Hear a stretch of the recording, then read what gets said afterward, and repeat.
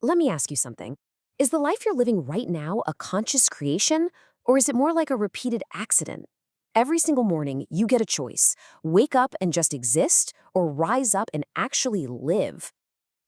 For most of us, the day is pretty much lost before it even begins. We wake up, and what's the first thing we do? We fall right into this cycle of reaction, checking messages, rushing around, always feeling like we're chasing the clock. That's not living by design. That's living by default. And it means you're giving away control of your day and, yeah, ultimately, your entire life.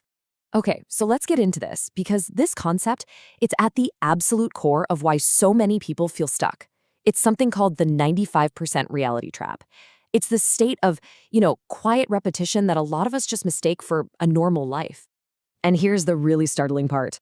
Studies show that a staggering 95% of people settle for far, far less than they're capable of.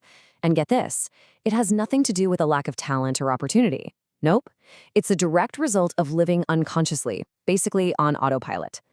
But that's not normal. It's what happens when you surrender control. It's that feeling of waking up tired, rushing through a day of obligations, and collapsing at night totally exhausted, only to do it all over again. It's about responding to what life throws at you instead of creating the life you want. But it really, really doesn't have to be this way. So the philosophy we're about to unpack, well, it wasn't dreamed up in some boardroom or a fancy university. It was forged in a moment of absolute tragedy, a moment where everything was lost, which ironically revealed what actually mattered most. See, at just 20 years old, a young guy named Hal Elrod was hit head-on by a drunk driver. He was clinically dead for 6 whole minutes. When he finally woke up from a coma, the doctors told him he had 11 broken bones and might never walk again. But right there, in that moment of despair, Hal made a choice. He realized he couldn't control what happened to him, but he could 100% control how he responded to it. And so he decided to rebuild his life, starting with the very first hour of his day. Lying in that hospital bed, Hal figured out a fundamental truth. An intentional morning is an incredibly powerful tool for transformation, especially when the odds are stacked against you. He proved this idea right here. How you kick off your day truly sets the tone for everything that follows. And that brings us to the big idea, the central thesis of this whole thing. If you want to transform your life, you don't have to change everything all at once. You just need to transform the first hour of your day. Look, this isn't just about having a morning routine. It's a total shift in your lifestyle. It's a conscious, daily decision to rise above the ordinary. Every single sunrise becomes a new chance to choose growth over comfort, to choose focus over distraction. So, how do you actually do it? Well, the method is beautifully simple. It's a 6-step framework called SAVERS, and it's designed to nourish your mind, your body, and your spirit before the chaos of the world has a chance to get in the way.